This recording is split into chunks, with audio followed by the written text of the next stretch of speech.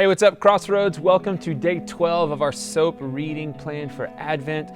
Today we are looking at a passage in Isaiah chapter 9, verses 1 and 2, and then also we're looking at how that prophecy is fulfilled, and that passage is in Matthew chapter 4, verses 12 through 16, and even really kind of 12 to 17.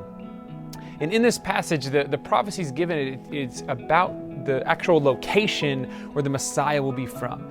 Most of us know that Jesus was born in Bethlehem, that he grew up in Nazareth, but in Isaiah it says that the Messiah is going to come from Galilee and that he will live in the land of Zebulun and the land of Naphtali. And Zebulun and Naphtali were part of the tribes of Israel. And so when it's saying that he's from these specific lands, it is lands that are come from and belong to these tribes. And Galilee is in the middle of this. And in Matthew chapter 4 is where we see this prophecy fulfilled with Jesus himself. And this is after he's been baptized, it's after he's been tempted in the wilderness, and now he's at the beginning of his ministry. But before he does that, it tells us that he moves and he withdrew into Galilee. And he left Nazareth and he lived in Capernaum by the sea in the territory of Zebulun and Naphtali.